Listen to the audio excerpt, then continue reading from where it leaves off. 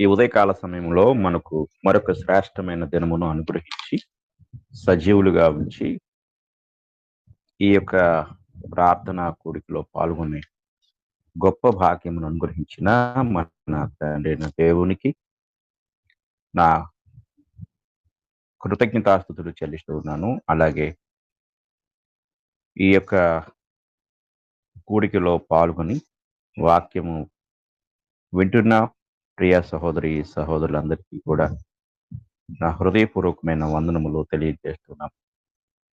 ప్రియమైన వర్లారా, గడిచిన దినము మనము విగ్రహారాధన అనే అంశాన్ని గురించి ధ్యానించాం. ఈరోజు మనము మత్తయి సువార్త 15వ అధ్యాయము 9వ వచనాన్ని మనము చదువుకొని నేటి పాఠాన్ని మనం ప్రారంభించుకుందాం. మత్తయి సువార్త 15వ అధ్యాయము 9వ వచనాన్ని మనం చదువుకుందాం. మనుషులు కల్పించిన పద్ధతులు దైవోపదేశములను బోధించుచు వారు నన్ను వ్యర్థముగా ఆరాధించుచున్నారు అని యెషయా మిమ్మును గూర్చి ప్రవచించిన మాట సరియే అని వారితో చెప్పి. ఇక్కడ ఇంగ్లీష్లో ఏమని రాయబడిందంటే, but in vain they do worship me teaching for doctrines the commandments of men అన్నాడు. అంటే vain worship, vain they do worship me అంటున్నాడు. వ్యర్థ ఆరాధన, వైన్ వర్షిప్. వ్యర్థ ఆరాధన అనేది అది ఎంతటి ఆ బాధకరమైన విషయాన్ని తెలియజేస్తుందంటే, నిష్ప్రయోజనత్వాన్ని, శూన్యతను తెలియజేస్తుంది. అంటే ఎవరైతే ఈ ఆరాధన చేస్తున్నారో వారు చేసే ఆరాధన నిష్ప్రయోజనము, వ్యర్థము అనే సంగతి మనం జాగ్రత్తగా గ్రహించాలి.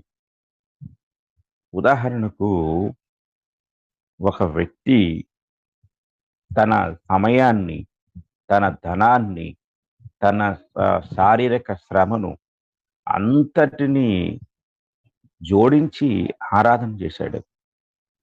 ఎంతో సమయం ఖర్చు పెట్టాడు, ఎంతో డబ్బు ఖర్చు పెట్టాడు, అలాగే ఎంతో శ్రమ కూడా చేశాడు. అయితే చివరికి దేవుడు నువ్వు చేసిందంతా వ్యర్థం అన్నాడు అనుకోండి, ఇది ఇది వ్యర్థం అన్నాడు అనుకోండి, అప్పుడు ఎలా ఏమైపోతుంది? అతని యొక్క శ్రమ, అతని జీవితంలో విలువైన సమయం, అలాగే అతని జీవితంలో విలువైన ధనం, ఇదంతా వేస్ట్ అయిపోయింది. ఈరోజు చాలా మంది ఇలాంటి ఆరాధన చేస్తున్నారు. ఉదాహరణకి, మనకు గడిచిన 40 రోజులు లెంట్ డేస్ అనేది మనుషులు కల్పించిన పద్ధతి. అందులో చాలా మంది భౌతికమైన నిష్టను ప్రదర్శించారు. చాలా నిష్ట, అందులో వాళ్ళు చాలా సంతృప్తికి చెందారు.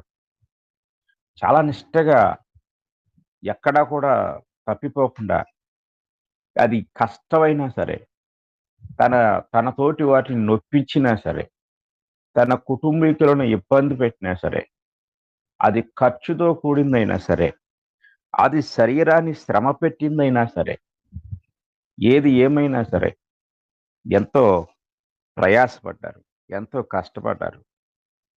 కానీ బైబిలు అది వ్యర్థం అని చెప్తుంది. ఆరాధన వైన్ వర్షిప్ అని చెప్తుంది. ఇప్పుడు వారి జీవిత కాలంలో ఇలా ఎంతకాలం చేసి ఉండొచ్చు? లేక ఇలాంటి మనుషులు కల్పించిన పద్ధతులతో వారు వారి విశ్వాసాన్ని ప్రారంభించి ఎన్ని సంవత్సరాలు అయి ఉండొచ్చు?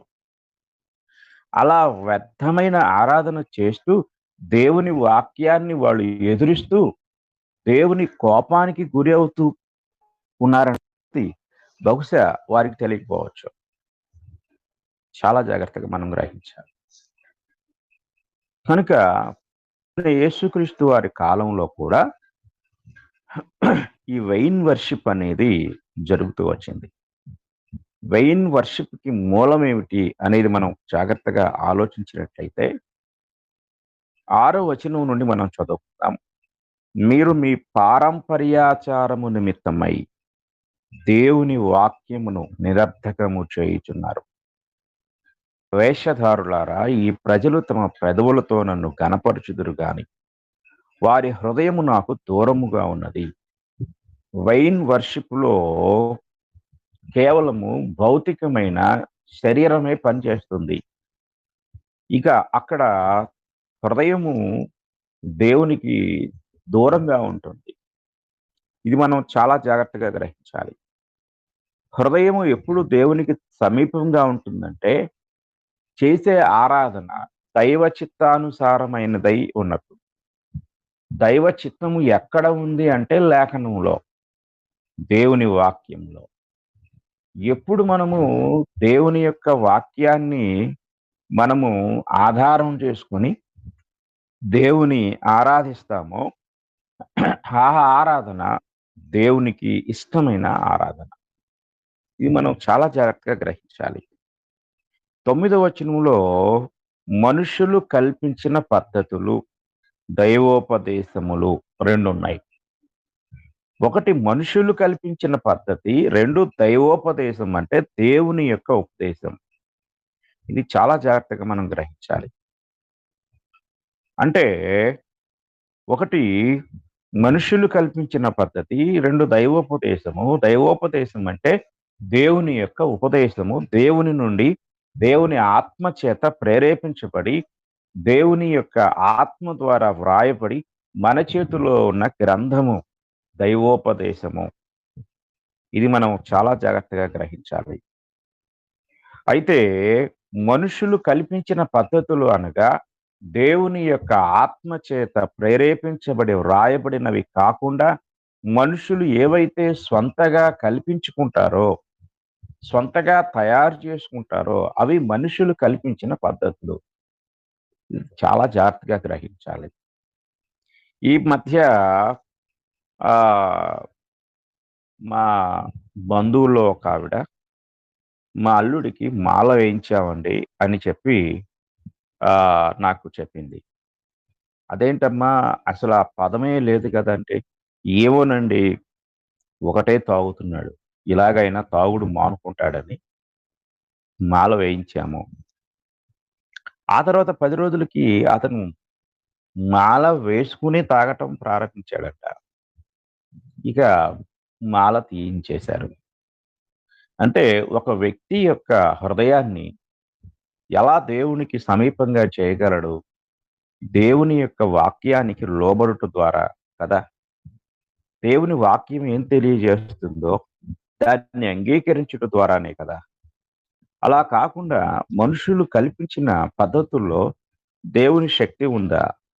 దేవుని నియమం ఉందా? ఆలోచించాలి. 119వ కీర్తన మనం చదువుకున్నట్లయితే 119వ కీర్తనలో దావీదు మహారాజు ఒక అద్భుతమైన విషయాన్ని ఆయన రాస్తాడు. 9వ వచనాన్ని మనం చదువుకుందాం. యవనస్తులు దేని చేత తమ నడత శుద్ధిపరచుకొందురు? నీ వాక్యమును బట్టి దాన్ని జాగ్రత్తగా చూచుకొనుట చేతనే కదా! అలాగే 11వ వచనంలో నీ ఎదుట నేను పాపము చేయకున్నట్లు నా హృదయంలో నీ వాక్యం ఉంచుకొని ఉన్నాను. వాక్యము హృదయంలో ఉంటుంది. మాల శరీరం పైన ఉంటుంది.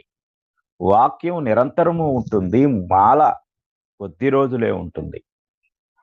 అలాగే మానవ కల్పిత పద్ధతులు, నియామక కాలాలు, సాంప్రదాయబద్ధమైన విధానాలు అవి ఒక లిమిటెడ్ టైం, పరిమిత కాలానికి మాత్రమే చెందినవై ఉంటాయి. కానీ దేవుని వాక్యము నిరంతరము కూడా మన హృదయంలో ఉంటుంది. అది మన హృదయములకు కావలి కాస్తుంది. మన జీవితాన్ని పవిత్రమైన మార్గంలో నడిపిస్తుంది. కనుక యెషయా కాలంలో ఉన్న ఇశ్రాయేలీయులు కల్పించిన పద్ధతులతో దేవుని ఆరాధించడానికి ప్రయత్నించారు. అలాగే వారి యొక్క సంతతి, వారి వారసులైన క్రీస్తు ప్రభు కాలంలో ఉన్న యూదులు లేక ఇశ్రాయేలీయులు కూడా కల్పించిన పద్ధతులతో దేవుని ఆరాధించడానికి ప్రయత్నం చేశారు. ప్రియమైన వర్లారా, ఈరోజు మీరు ఆరాధిస్తున్న ఆరాధన వాక్యానుసారముగా ఉందా? వాక్యములో ఉన్నదా? దేవుడు తన వాక్యము ద్వారా ఆజ్ఞాపించిన ఆజ్ఞ ప్రకారం జరుగుతుందా? లేకపోతే అది వైన్ వర్షిప్, వ్యర్థమైన ఆరాధన? జాగ్రత్తగా గ్రహించండి. ఈ మాల వేసుకున్న వారు చాలా భౌతికమైన నిష్ట కలిగి ఉండి ఉండొచ్చు.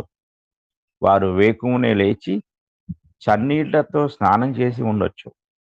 తడి బట్టలతోనే వారు అలా ఏదో వారికి సంబంధించిన కార్యక్రమాలు జరిగించి ఉండొచ్చు. అలాగే వారికి ఇష్టమైన ఆహారాన్ని త్యజించి, ఇష్టం లేకపోయినా వారు నియమించిన ఆహారాన్ని తిని ఉండొచ్చు. ఇలాగా ఎన్నెన్నో చేసి ఉండొచ్చు, ఎంతో డబ్బు ఖర్చు పెట్టి ఉండొచ్చు. కానీ దేవుడు వైన్ వర్షిప్ అంటున్నాడు. Your worship is wine worship. నీ ఆరాధన వ్యర్థమైంది అని దేవుడు మాట్లాడుతున్నాడు.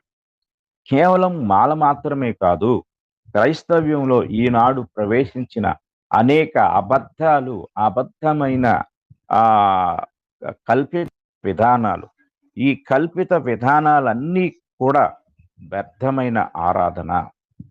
కనుక వ్యర్థమైన ఆరాధన చేసేవారు ఒకటి చేస్తున్నారు, అది దేవుని యొక్క వాక్యానికి సంబంధం లేని దానిని. రెండవది ఏం చేస్తున్నారంటే, దేవుడు చెప్పనిది చేయుట ద్వారా దేవుడు చెప్పిన దాన్ని మరుగుపరుస్తూ ఉన్నారు. చాలా జాగ్రత్తగా గ్రహించాలి. దేవుని యొక్క వాక్యాన్ని మనం పరిశీలించినట్లయితే, ఎవరైతే దేవుడు చెప్పని ఆరాధన చేస్తున్నారో వారి ఆరాధన దేవుని వాక్యాన్ని ఎదురిస్తుంది. దేవుని వాక్యాన్ని ఎదురించే వారిగా మనం చేసే ఆరాధన అది ఎంతవరకు సరైనది మనం జాగ్రత్తగా గ్రహించాలి. అపోస్తుల కార్యముల గ్రంథాన్ని మనం చదువుకున్నట్లయితే 7వ అధ్యాయము 51వ వచనములో అక్కడ స్టెఫను గారు ఒక అద్భుతమైన ప్రసంగం చేస్తాడు. 51వ వచనం చదువుకుందాం. ముష్కరులారా, హృదయములను చెవులను దేవుని వాక్యమునకు లోపరచనొల్లని వారలారా, మీ పితరుల వలె మీరును ఎల్లప్పుడూ పరిశుద్ధాత్మను ఎదిరించుచున్నారు. ఈరోజు ఎవరైతే వ్యర్థ ఆరాధన చేస్తున్నారో వారు హృదయాలను, చెవులను దేవుని వాక్యానికి లోపరచటం లేదు. అంత మాత్రమే కాదు, వారు పరిశుద్ధాత్మను ఎదిరించుచున్నారు. ఎందుకంటే దేవుని వాక్యములో లేని విషయాలను వారు జరిగిస్తూ ఉండుట చేత, లేక బోధించుతుండుట చేత, లేక అనేకులకు ప్రకటన చేయటం ద్వారా వారు దేవుని సత్యాన్ని అసత్యమునకు మారుస్తూ ఉన్నారు. అలాంటి వారి మీద దేవుని ఉగ్రత కుమ్మరించబడుతుంది అనే సంగతి పౌలు గారు రోమీలకు రాసిన మొదటి అధ్యాయం 18వ వచనంలో ఆయన చెప్తూ ఉన్నాడు. కనుక వ్యర్థ ఆరాధన, పారంపర్యాచారములను, మనుష్యులు కల్పించిన పద్ధతులను అనుసరిస్తూ జీవించేవారు చేసే ఆరాధన వ్యర్థమైన ఆరాధన అయిపోతుంది. మార్కు సువార్త 7వ అధ్యాయము 1వ వచనం నుండి మనం చదువుకుందాం. మార్కు సువార్త 7వ అధ్యాయము 1వ వచనం నుండి మనం చదువుకున్నట్లయితే, యెరూషలేము నుండి వచ్చిన పరిసయ్యులను శాస్త్రులలో కొందరును ఆయన యొద్దకు కూడి వచ్చి, ఆయన శిష్యులలో కొందరు అపవిత్రమైన చేతులతో అనగా కడుగని చేతులతో భోజనము చేయుట, పరిసయ్యులను యూదులందరూ పెద్దల పారంపర్యాచారమును బట్టి చేతులు కడుగుకొంటేనే కాని భోజనము చేయరు. మరియు వారు సంత నుండి వచ్చినప్పుడు నీళ్లు చల్లుకుంటేనే గాని భోజనము చెయ్యరు. ఇదియు కాక గిన్నెలను, కుండలను, ఇత్తడి పాత్రలను ఆహ్, నీళ్లలో కడుగుట మొదలగు అనేక ఆచారములను వారు అనుసరించేటివారు. అప్పుడు పరిసయ్యులను, శాస్త్రులను, నీ శిష్యులెందుకు పెద్దల పారంపర్యాచారము చొప్పున నడుచుకొనక అపవిత్రమైన చేతులతో భోజనము చేయుదురని ఆయన్నడిగిరి. అందుకాయన వారితో ఇలాగు చెప్పెను. ఈ ప్రజలు పెదవులతో నన్ను ఘనపరచుదురు గాని వారి హృదయము నాకు దూరముగా ఉన్నది. వారు మానవులు కల్పించిన పద్ధతులు, దేవోపదేశములని బోధించుచు నన్ను వ్యర్థముగా ఆరాధించుదురు అని వ్రాయబడినట్టు వేషధారులైన మిమ్మును గూర్చి యెషయా ప్రవచించినది సరియే. మీరు దేవుని ఆజ్ఞను విడిచిపెట్టి మనుషుల పారంపర్యాచారమును గైకొనుచున్నారు. మరియు ఆయన, మీరు మీ పారంపర్యాచారమును గైకొనుటకు దేవుని ఆజ్ఞను బొత్తిగా నిరాకరించుదురు. నీ తల్లిదండ్రులను ఘనపరచవలననియు తండ్రినైనను తల్లినైనను దూషించువానికి మరణశిక్ష విధింపబడుననియు మోషే చెప్పెను కదా. అయినను మీరు ఒకడు తన తండ్రినైనను తల్లినైనను చూచి నా వలన నీకు ప్రయోజనకరమగునది ఏదో అది కొర్బాను అనగా దేవార్పితమని చెప్పిన యెడల తన తండ్రినైనను తల్లినైనను వానికి ఏమీ చెయ్యక మీరు నియమించిన మీ పారంపర్యాచారం వలన దేవుని వాక్యమును నిరర్థకము చేయుదురు. ఇటువంటివి అనేకములు మీరు చేయుదురని చెప్పాను. ఈ మాట మనం జాగ్రత్తగా గ్రహించినట్లయితే యూదులలో ధర్మశాస్త్రములో లేని కల్పితమైన విధానాలను క్రొత్త నిబంధన కాలంలో లేక పాత క్రొత్త నిబంధనకు మధ్య కాలంలో 400 సంవత్సరాలు నిశ్శబ్ద కాలం జరిగింది. ఈ నిశ్శబ్ద కాలంలో దేవుడు మాట్లాడలేదు. దేవునికి మనుషులకి మధ్య వర్తమానం ఏమీ లేదు. ప్రవక్తలు లేరు. ఈ 400 సంవత్సరాల కాలము ఇశ్రాయేలీయులతో దేవుడు ఎలాంటి వర్తమానాన్ని ఇవ్వలేదు. ఈ 400 సంవత్సరాల కాలంలో యూదులలో అనేక తెగలు పుట్టుకొచ్చాయి. శాస్త్రులు, పరిసయ్యులు, సుంకరులు, సద్దూకయ్యులు, జెలోతీయులు, ఇంకా రకరకాల క్రొత్త జాతులు. మీరు క్రొత్త నిబంధనలో కనిపించే జాతులు ఏవి కూడా పాత నిబంధనలో కనిపించవు. వీరందరూ ఎక్కడి నుండి వచ్చారు అంటే ఈ యొక్క నిశ్శబ్ద కాలంలో పుట్టుకొచ్చారు. మతాన్ని అడ్డు పెట్టుకొని బ్రతకడానికి, మతాన్ని అడ్డు పెట్టుకొని ఆదాయాన్ని సంపాదించడానికి, మతం పేరుతో సామాన్యమైన ప్రజలను అణగద్రొక్కటానికి వీరు యూదా సమాజంలో అనేక తెగల నుండి వచ్చారు.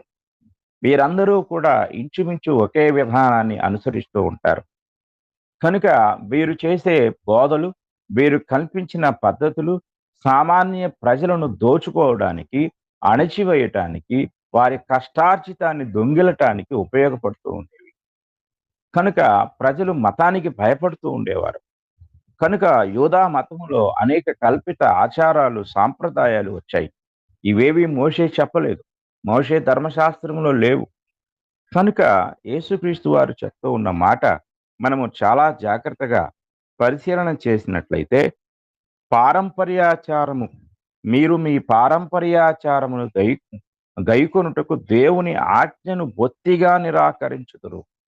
అంటే వారు పారంపర్యాచారం విషయంలో ఎంత నిష్ట కలిగి ఉంటారంటే అవసరమైతే దేవుని ధర్మశాస్త్రాన్ని కూడా నిరాకరిస్తారు వారు. వారికి పారంపర్యాచారం అంత ప్రాముఖ్యమే. ఈరోజు క్రైస్తవులు వారి యొక్క జీవితంలో ఒక సంవత్సర కాలంలో జరిగించబడే అనేక పారంపర్యాచారాలను, దేవుని వాక్యాన్ని ప్రక్కన పెట్టేస్తారు. మాకు వాక్యం అవసరం లేదండి. ఇది మా అనేక సంవత్సరాల నుండి, ఇది మా మినిస్ట్రీ సాంప్రదాయం, ఇది మా సంఘ సాంప్రదాయం, ఇది మా సేవకుల సాంప్రదాయం, ఇది తరతరాల నుండి వస్తాము. ఇలాగ ప్రశ్నించేవారు. ఇది బైబిల్లో లేకపోతే ఎందుకు చేస్తున్నారు అని ప్రశ్నించేవారు. అంతేగాని బైబిల్లో ఉందో లేదో చూద్దాం, బైబిల్ చెప్పిందా లేదా, దేవుడు ఆజ్ఞాపించాడా లేదా, ఎందుకు దేవుని సేవకులు చెప్తున్నారు అని పరిశీలించేవారు లేరు. ఎందుకంటే వారు తమ స్వకీయ దురాశలను నెరవేర్చుకొనుటకు వారికి ఇష్టమైన విధానాలను అనుసరిస్తూ ఉంటారు. మనము సీనాయి కొండ దగ్గర చూసినప్పుడు ఎందుకు వారు లెమ్ము మా ముందర నడుచుటకు ఒక దేవతను తయారు చేయమని మోషేను అహరోనును వారు అడిగారు. వాస్తవంగా వారి హృదయాల్లో దేవుని ఆరాధించాలనుకుంటే ఒకవేళ వారు చేసుకున్న ఆ విగ్రహానికైనా ఆరాధన మాత్రమే చేసుంటేవారు. బలులు మాత్రమే అర్పించి ఉండేవారు. కానీ దాని వెనకాల తిన్నారు, తాగారు, ఆడారు. అంటే భక్తి పేరట వాళ్ళ శరీర కోరికలు నెరవేర్చుకున్నటకు అనేక ఆచార సాంప్రదాయాలను వారు పుట్టించారు. ఇది ప్రతి మతంలో కూడా సాతానుడు కల్పించే విధానమై ఉన్నది. అందుకు అనుకూలమైన బోధకులను కూడా వారు తయారు చేసుకుంటూ ఉన్నారు. పౌలు గారు తిమోతికి రాస్తూ 2వ తిమోతి పత్రిక 4వ అధ్యాయము 2వ తిమోతి పత్రిక 4వ అధ్యాయము 3వ వచనంలో తిమోతికి ఇలా ఉపదేశిస్తూ ఉన్నారు. ఎందుకనగా జనులు హితబోధను సహింపక దురద చెవులు గలవారై తమ స్వకీయ దురాశలకు అనుకూలమైన బోధకులను తమ కొరకు పోగు చేసుకుని సత్యమునకు చెవినియ్యక కల్పనా కథల వైపునకు తిరుగు కాలము వచ్చుచున్నది అని అప్పుడే చెప్పాడు ఆయన. వచ్చును అని చెప్పారు. కనుక మనం జాగ్రత్తగా ఆలోచించినట్లయితే కల్పనా కథలతోనూ లేక దురద చెవులు కలిగిన వారై తమ స్వకీయ దురాశలు అంటే వారు ఎలా ఆ ఆ కార్యక్రమాల ద్వారా వారు సంతృప్తి పడాలి, వారి శరీర కోరికలను నెరవేర్చుకోవాలి అని ఆలోచన కలిగి ఉంటారో దానిని నెరవేర్చుకొనుటకై వారు కల్పితమైన పద్ధతులను, ఆరాధనలను వారు తయారు చేశారు. ఈనాడు క్రైస్తవంలో అనేక రకాల ఆరాధనలు మనం చూస్తూ ఉంటాం. ఉదాహరణకి ఈరోజు ఆరాధన అనే మాటకి ముందు మీరు గమనించినట్లయితే అనేక పేర్లు జోడించారు. ఉదాహరణకి నూతన సంవత్సర ఆరాధన, క్రిస్మస్ ఆరాధన, జ్ఞాపకార్థ ఆరాధన, అలాగే కృతజ్ఞతాస్తుతి ఆరాధన, అలాగే ఆ ఇంకొకటి ఏమిటంటే ఇలాగా మనం జరిగే ప్రతి కార్యక్రమానికి కూడా అలాగే ఈ మధ్య గడిచిపోయింది కదా లెంట్ డేస్ ఆరాధన, అలాగే గుడ్ ఫ్రైడే ఆరాధన, ఈస్టర్ ఆరాధన, ఇలాగా ప్రతి దానికి ముందు ఆరాధన అనే మాటను యాడ్ చేశారు. ఆరాధన బైబిల్లో ఎక్కడైనా సరే ఇప్పుడు నేను చెప్పినవన్నీ కూడా ఇన్ని ఆరాధనలు బైబిల్లో ఎక్కడైనా ఉన్నాయా? మీరెప్పుడైనా చదివారా? మీరెప్పుడైనా ఏ సేవకుడు నోట నుండైనా వాక్యం చదువుతున్నప్పుడు ఈ మాటలు మీకు వినిపించాయా? ఆలోచించండి. ఇవన్నీ మనుష్యులు కల్పించిన పద్ధతులు. కనుక ఆరాధన అనేది ఒక్కటే. ఇన్ని రకాల ఆరాధనలు బైబిల్ బోధించలేదు. అటు పాత నిబంధనలో దేవుడు పండుగలు ఇచ్చాడు. పస్కా పండుగ అన్నాడు, పెంతెకోస్తు పండుగ అన్నాడు, శృంగధ్వనుల పండుగ అన్నాడు, బూర బూరల పండుగ అన్నాడు, పర్ణశాలల పండుగ అన్నాడు. కానీ ఎక్కడా కూడా పస్కా ఆరాధన, శృంగధ్వనుల ఆరాధన లేక బూరల ఆరాధన ఇలాగ ఎక్కడ దేవుడు రాయించలేదు. ఎందుకంటే ఆరాధన అనేది ఒక్కటే ఉంది. కానీ పండుగలు లేక ఇతర మత సంబంధమైన కార్యక్రమాలు యూదులకు అనేకం ఉన్నాయి. ఇది చాలా జాగ్రత్తగా గ్రహించాలి. కనుక వాక్యాన్ని మనం పరిశీలించినట్లయితే ఆరాధన అనేది ప్రత్యేకమైంది. ప్రతి దానిని తీసుకొచ్చి ఆరాధనకు అంటించటం అనేది చాలా అపవిత్రమైన కార్యక్రమం. ఆరాధన చాలా పవిత్రమైంది. ఇంకా ఇంకా సమాధి కార్యక్రమం ఆరాధన అని చెప్తున్నారు. జ్ఞాపకార్థ స్తుతి ఆరాధన అంటే ఒక వ్యక్తి చనిపోతే దాన్ని కూడా ఆరాధన అంటున్నారు. అందులో ఎవరిని ఆరాధిస్తారు? చనిపోయిన వ్యక్తిని ఆరాధిస్తారా? సమాధి కార్యక్రమ ఆరాధన అంటే సమాధిని ఆరాధిస్తారు. అసలు అక్కడ జరిగే కార్యక్రమం ఏమిటి? మనం పెట్టే పేరేమిటి? మనం పిలిచేది ఏమిటి? ఆరాధన అనే దానికి అక్కడ జరిగేదానికి సంబంధం ఏమైనా ఉందా? ఆలోచించండి. మనం మాట్లాడే మాట దేవునికి సంబంధించింది. దేవునికి సంబంధించిన వాక్యంలో ఉన్న మాటలు పరిశుద్ధంగా, జాగ్రత్తగా మాట్లాడకపోతే దేవుడు కోపగిస్తాడు. యెహోవా తన నామమును వ్యర్థముగా ఉచ్చరించు వానిని నిర్దోషిగా ఎంచడు అని నిర్గమకాండం 20 అధ్యాయంలో చెప్పాడు. ఆరాధన అనేది దైవిక సంబంధమైనది. అది దేవునిది. దేవునికి సంబంధించిన కార్యక్రమాన్ని ప్రతి దానికి ఆపాదించి ప్రతి అల్పమైన విషయాన్ని, మానవ సంబంధమైన విషయాన్ని కూడా మనం ఆరాధనని పిలవటం చాలా దురదృష్టకరమైన విషయం. పుట్టినరోజు స్తుతి ఆరాధన. అంటే మనం పిల్లలు పుడితే దానికి ఆరాధన. అలాగే నామకరణ ఆరాధన. అంటే పేరు పెట్టేటప్పుడు ఆరాధన. అన్నప్రాసన ఆరాధన. పిల్లలకి అన్నం పెడితే ఆరాధన. అసలు ఈ ఆరాధనకి ఈ ఈ జరిగించే దానికి సంబంధం ఉందా? చాలా జాగ్రత్తగా మనం గ్రహించాలి. ఇశ్రాయేలుకు దేవుడు ఎలాంటి ఆరాధన ఇచ్చాడో మనం చెప్తున్నాం. అలాగే క్రైస్తవ ఆరాధన ఏంటో కూడా మనం చెప్పుకోబోతాం. క్రైస్తవుడికి దేవుడిచ్చిన ఆరాధన ఎప్పుడు ఆరాధించాలి? ఎవరు ఆరాధించాలి? ఎలా ఆరాధించాలి?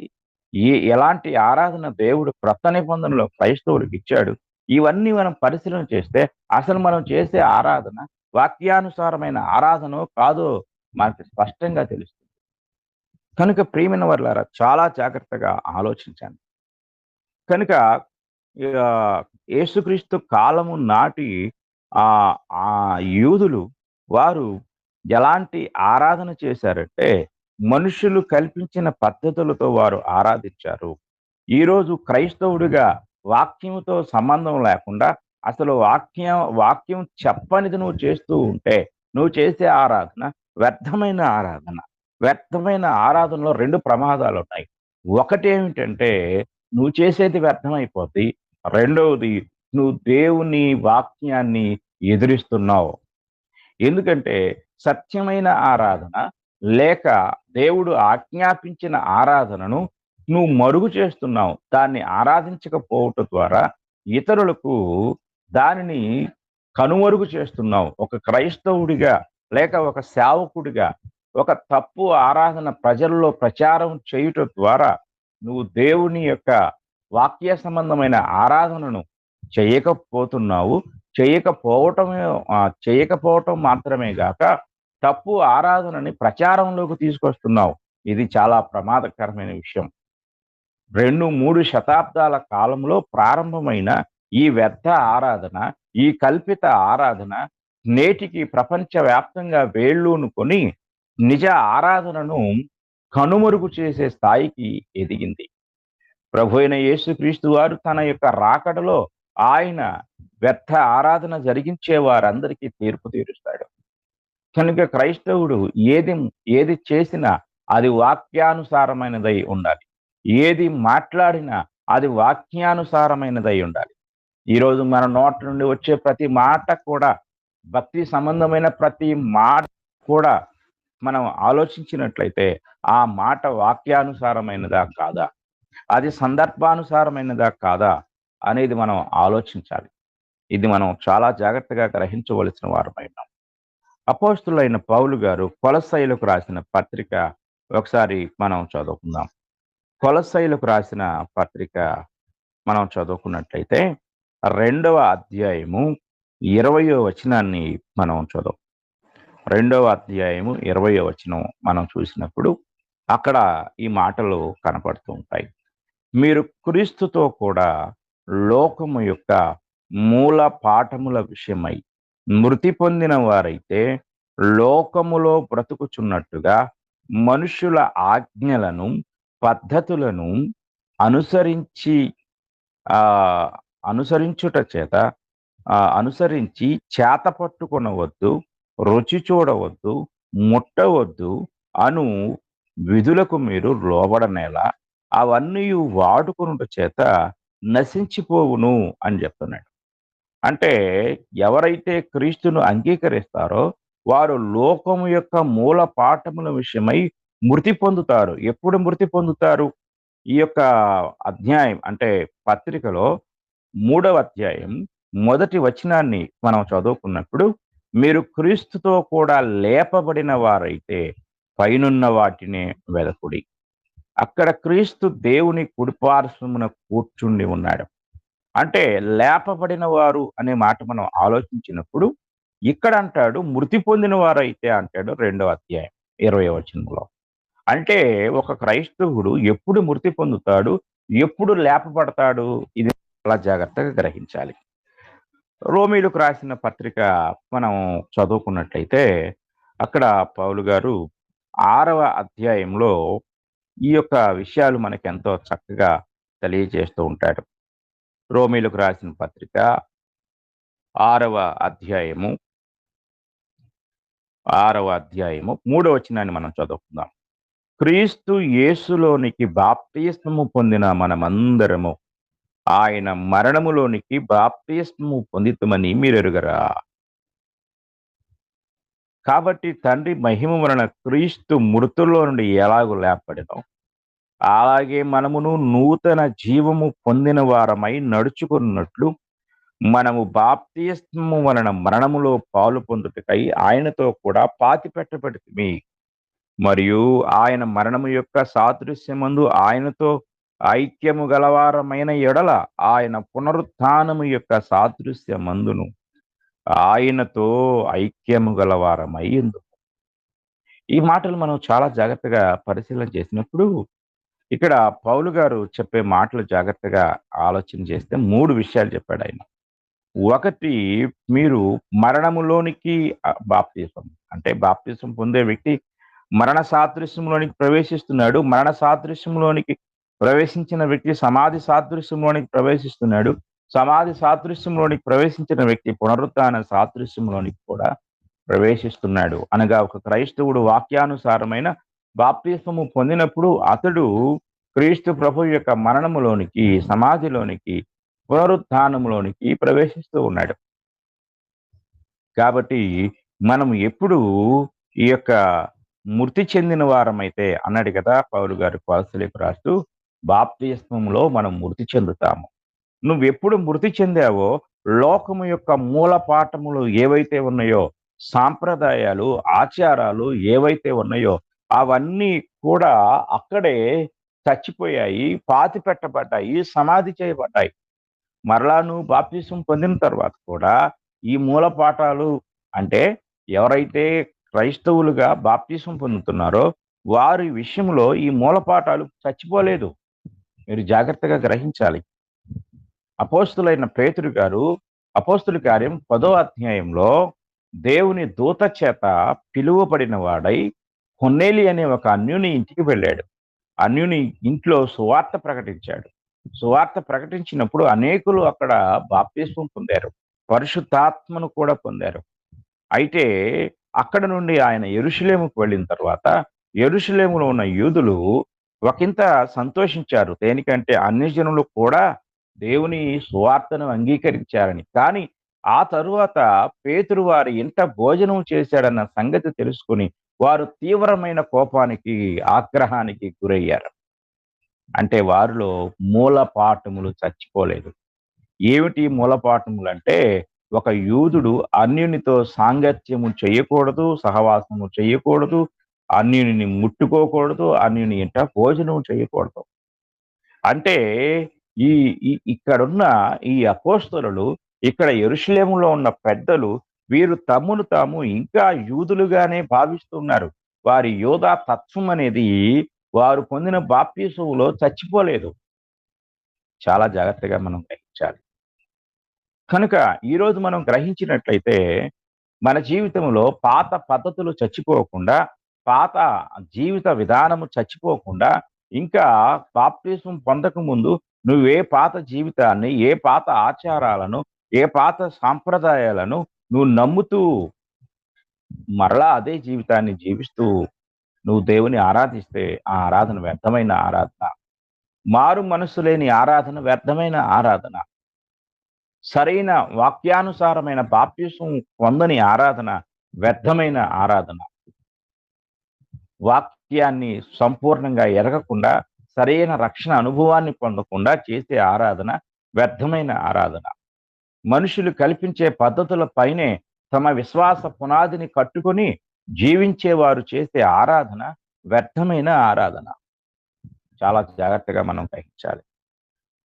నాకు చాలా బాధాకరమైన విషయం ఏంటంటే, మొన్నటి లెంట్ డేస్ ముగింపులో ఒక కొద్ది రోజులకు ముందుగా హైందవులు నవమి అనే ఒక పండుగ చేసి, ఆ పండుగలో బెల్లంతో కలిపిన ఆ యొక్క ద్రవ పదార్థాన్ని పానకం అనే పేరుతో పంచిపెట్టారు. అది వారి యొక్క భక్తి కార్యక్రమం. అది వారికి సరైన విధానమే. అయితే దుఃఖకరమైన విషయం ఏంటంటే, ఈ యొక్క ఈ గుడ్ ఫ్రైడే నాడో, మరి ఈస్టర్ నాడో నాకు సరిగ్గా గుర్తులేదు. కొందరు క్రైస్తవులు ఆ రోజు కూడా వారు కూడా అలాగే బెల్లం నీళ్లను పానకం అనే పేరుతో అక్కడున్న అనేకులు ఇచ్చేశారు. అనేకులు తాగారు. అంటే అక్కడ వారికి మనకు తేడా ఏంటి? ఈ పానకం అనే దాన్ని వాళ్ళ దగ్గర నుంచి మనం తీసుకున్నామా? మన దగ్గర నుండి వాళ్ళు తీసుకున్నారా? ఆలోచించండి. వాళ్ళు వడపప్పు పెట్టారు. వడపప్పు అంటే కొన్ని పప్పులు కూడా నానబెట్టి అవి పెడుతూ ఉంటారు. దాన్ని వాళ్ళు ఆహ్, పలహారమనో, నైవేద్యమనో పిలుస్తూ ఉంటారు. అలాగే క్రైస్తవులు కూడా కొబ్బరికాయలు అవి కొట్టి వాటిని పలహారంగా పెట్టారు. చాలా జాగ్రత్తగా గ్రహించాలి. కొన్ని చోట్ల వడపప్పు కూడా పెట్టారు. అంటే సేమ్ డిట్టో ఏం లేదు. అక్కడ వడపప్పు, పానకం, ఇక్కడ వడపప్పు, పానకం. ఎవరు ఎవరిని వెంబడిస్తున్నారు? ఎవరి సాంప్రదాయాల్లో మనం కొనసాగుతున్నాం. కనుక ప్రియమైన వారలారా చాలా జాగ్రత్తగా గ్రహించాలి. సత్యవాక్యాన్ని ఎరిగిన దేవుని సేవకులు, విశ్వాసులు మనస్సు నొచ్చుకుంటూ ఉంటే, ఇక పరలోకమందున్న దేవుని మనస్సు ఎంతగా నొచ్చుకొని ఉంటుంది. సినాయి కొండ దగ్గర విగ్రహాన్ని చేసుకొని, విగ్రహానికి బలి అర్పించి, తిని, తాగి, ఇష్టానుసారంగా డాన్సులు వేసిన ఇశ్రాయేళ్ల మీద దేవుని కోపం రగులుకున్నప్పుడు, నేడు కూడా మనం అలాంటి పద్ధతులు ఆచరిస్తూ ఉంటే, దేవుని కోపం రగులుకోదా? దేవుని కోపం మండదా? ఆలోచించండి. జాగ్రత్తగా మనం ఆలోచించాలి. కనుక ప్రియ సహోదరి, ప్రియ సహోదరుడా, నీవు చేసే ఆరాధన వ్యర్థమైన ఆరాధన, లేక వాక్యానుసారమైన ఆరాధన. నీ ఆరాధన ద్వారా దేవుడు మహిమ పొందుతున్నాడా? లేక అవమానింపబడుతున్నాడా? నీ ఆరాధన వాక్యాన్ని ఆధారం చేసుకొని నువ్వు చేస్తున్నావా? లేక ఏదో సేవకుడు బోధించే బోధన బట్టో, లేకపోతే ఇది మా తాతల కాలం నుండో, లేకపోతే ఇది నేను ఎప్పటినుండో, లేక ఇది పురాతన కాలం నుండి వస్తున్న విధానమనో, ఇంకొక విధానాన్ని నువ్వు ఆధారం చేసుకొని ఆరాధిస్తూ ఉంటే, నీ జీవిత కాలమంతా నువ్వు దేవుని వాక్యాన్ని ఎదిరిస్తున్నావు. నీ జీవిత కాలమంతా సత్యానికి దూరంగా ఉంటున్నావు. నీ జీవిత కాలమంతా వ్యర్థంగా ఆరాధిస్తున్నావు. కనుక చాలా జాగ్రత్తగా గ్రహించండి. కనుక వ్యర్థమైన ఆరాధన చేస్తూ ఎంతకాలం మనం దేవుని మనము అవమానిద్దాం, దేవుని వాక్యానికి దూరంగా ఉందాం. చాలా జాగ్రత్తగా మనం ఆలోచించాలి. ప్రియమైన వారలారా, అపోస్తుల కార్యముల గ్రంథంలో ఒక ఆశ్చర్యకరమైన మనందరికీ కూడా గుణపాఠం లాంటి ఒక సంఘటన కనపడుతుంది. 8వ అధ్యాయము మనం చదువుకున్నట్లయితే, అపోస్తుల కార్యముల గ్రంథము 8వ అధ్యాయాన్ని మనం చదువుకుందాం. 8వ అధ్యాయంలో అక్కడ ఒక నపుంసకుడు మనకి కనపడతాడు. చూడండి, 8వ అధ్యాయం 27వ వచనం. అప్పుడు ఐథియోపియల రాణి అయిన కందాకే క్రింద మంత్రి అయి, ఆమె యొక్క ధనాగారం అంతటి మీదనున్న ఐథియోపియుడైన నపుంసకుడు ఆరాధించుటకు యెరూషలేమునకు వచ్చియుండెను. చాలా జాగ్రత్తగా గ్రహించాలి. నేను అపోస్తుల కార్యాన్ని బోధిస్తున్నప్పుడు ఈ ఐథియోపియాకి, యెరూషలేముకి ఎన్ని వందల కిలోమీటర్ల దూరం ఉందో, ఎన్ని గంటలు లేక ఎన్ని రోజులు టైం పడుతుందో, ఇవంతా నేను లెక్కలు చెప్పాను. ప్రస్తుతం నాకది గుర్తులేదు.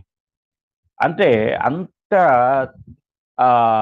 కష్టమైన ప్రయాణాన్ని రథం మీద కూర్చొని ఒక ఆర్థిక శాఖ మంత్రి, దేశానికి ఆర్థిక మంత్రి అయిన వ్యక్తి కేవలం ఆరాధించడానికే యెరూషలేముకి ఎందుకొచ్చాడంటే, నిజ దేవుని ఆరాధన యెరూషలేములోనే ఉంది.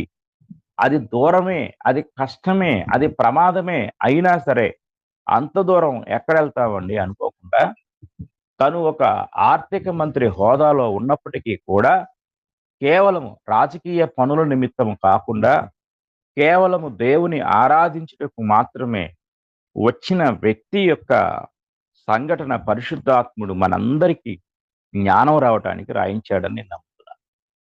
కనుక ఈరోజు సత్యం ఎంత దూరం ఉన్నా అక్కడికి వెళ్లి తీరాల్సిందే. సత్యాన్ని వెంబడించటానికి ఎంత దూరమైనా వెళ్ళాలి. ప్రియమైన వర్లారా, చాలా జాగ్రత్తగా మనం గ్రహించవలసిన వారమైనాం.